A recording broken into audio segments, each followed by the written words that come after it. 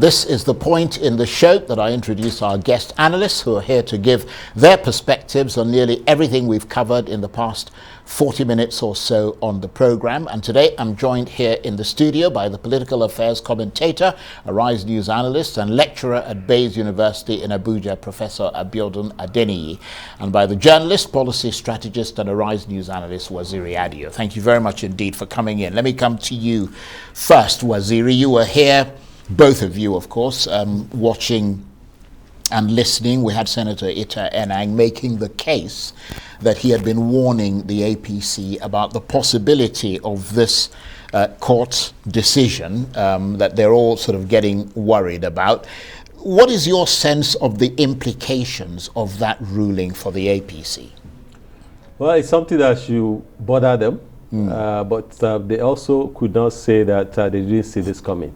As Senator Enang said, there was a ruling in 2021, and that was a judgment by the Supreme Court looking at the case of Ondo State, and it was a split decision. 4 ruled in favor and 3 against.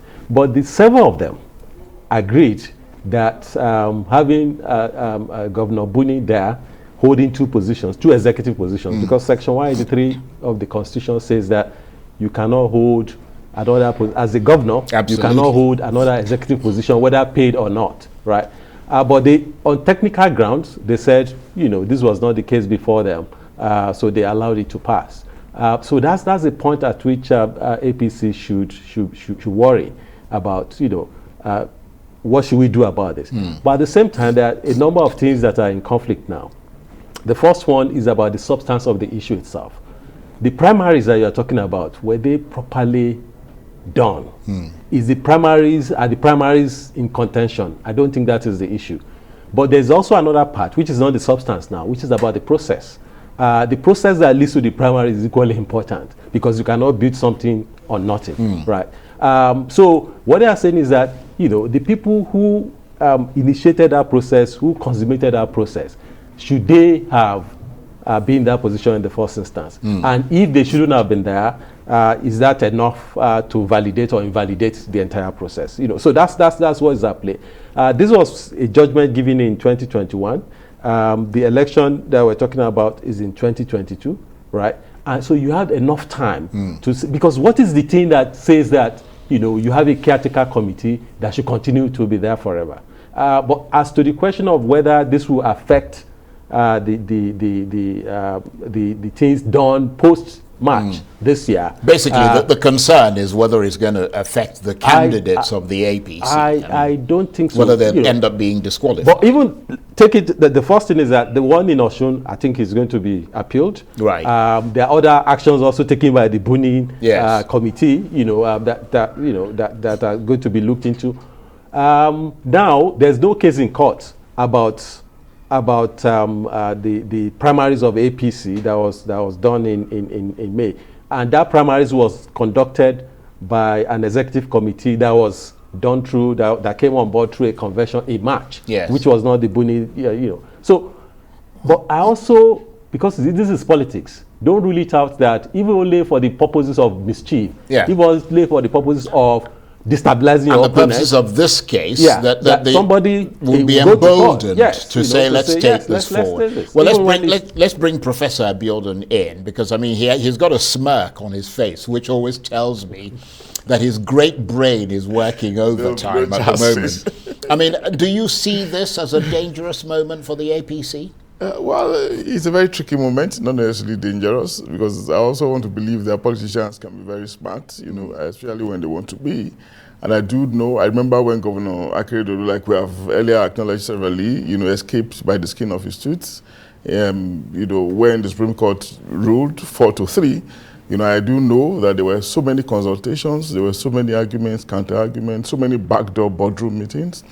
And of course, they decided, that they shouldn't worry so much. Do not forget that the Attorney General of the Federation is an APC member. Consultations were held, and they said, okay, they could go ahead, that there was nothing to fear, because they had time then to beat a retreat, to discontinue all the processes they were engaging, that the Caretaker Committee was then engaging on, was then conducting, that, okay, they should just proceed, that there were enough safeguards, there were enough protection for them.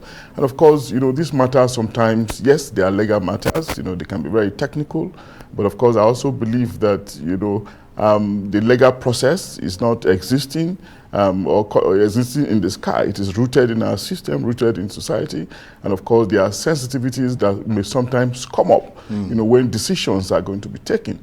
So I believe that APC will have prepared themselves, because there's a bigger danger now, which they also anticipated, and which I think they will escape from.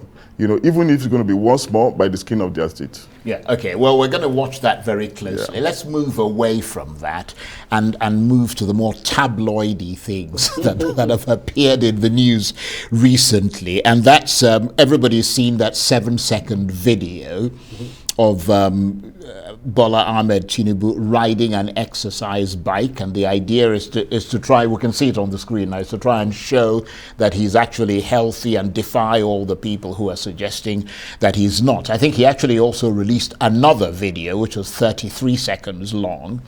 So that kind of, supersedes this one.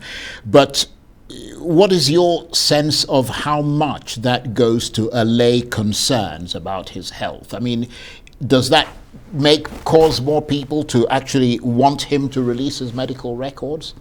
Should he release his medical records? Well, you see, we're in interesting times, and there's a background to that video. Of course, everybody knows that he's not around, and there were speculations about whether he was in a medical facility, whether he's even alive, and things like that. And by the way, sorry to interrupt you, I've just been told that video has actually been confirmed to be 9 years old. The one we just saw. The second one. I think it's controversial, really. The second one, because some people are saying this is the current thing, another one is being sent, but there are two videos in circulation, so it's the other one. Sorry, go on. Yeah, so you see a lot of this, and you see it from all sides. People will be throwing everything that they've got into this.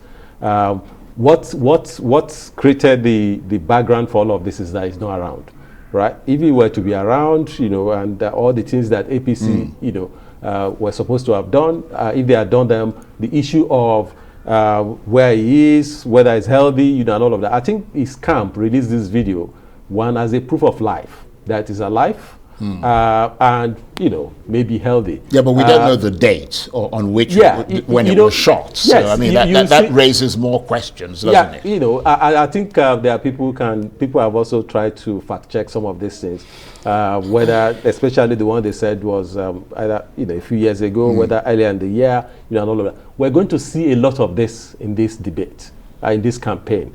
But I think you're quite right that he really just needs to return and let people see him. I think the most important thing is not about this. Absolutely. Let him come and get on with it. Let me bring in Prof. I mean, do you think Nigerians have a right to know the state of health of their leaders? Absolutely, we should know, because there's a high possibility. I mean, it's a frontline candidate, running on the platform of one of the biggest political parties. So the likelihood that he will win is there, just like the 2 or 3 others. So our concerns are legitimate, But I don't know, as a student of communication, that yes, his lieutenants, his aides are giving very robust reasons why he has to travel, why he has to go and rest. We understand, we appreciate their sophisticated, sometimes sophisticated argument.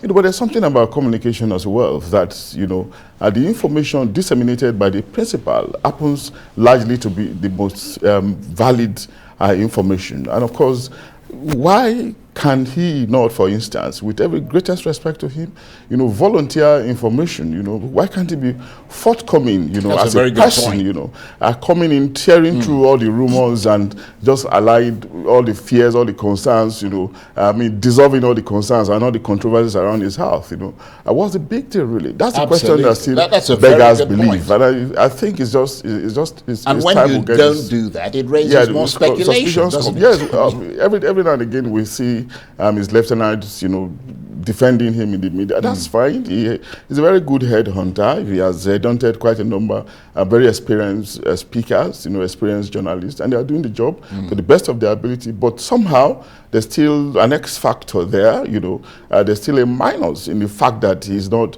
speaking once in a while, coming in, to support his lieutenants, to corroborate, to validate what they are saying. Now that's why the speculation will continue. The concerns and fears will continue because we know the constitutional crisis, the kind of rigmarole that can come back again if, for instance, he becomes incapacitated, God forbid, to run the race, as we all expect him to do. Right. But we don't pray this to happen. We're just saying that we need him to be more engaging. Okay, we're literally got 20 seconds. Okay. The National Honours list is out. Are the people on the list deserving? Are there too many people on the list in 15 seconds?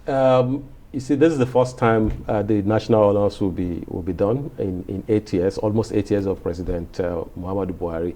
So in that sense, you can excuse the number of people on the list. And there are very well-deserving people on the list, government people. There are two women for the first time who are given the second highest honours in the country, Okonjo-Iweala and Amina Mohammed. And there are also some young people doing extremely well who are also on that list, as many as others. But there are also some people who are, who you don't think should be there. Prof, in 5 seconds, what do you reckon? The list is always ever controversial. I'm not surprised that controversies are coming around it again. Maybe going forward, government should be much more careful, and maybe expand the statistics, expand the yardsticks, for the selection of candidates, not just government officials. That's not a just good because point. You're a politician. And there should be some much more rigorous process. Selection should be much more rigorous so that criticisms around it, controversies around it can reduce. Okay. Professor Abiodun Adeniyi and, of course, Waziri Adio, thank you very much indeed. And that's it for this edition of Arise Prime Time. Join us again tomorrow from me and the entire team here in Abuja and Lagos. Bye-bye, and thank you for watching.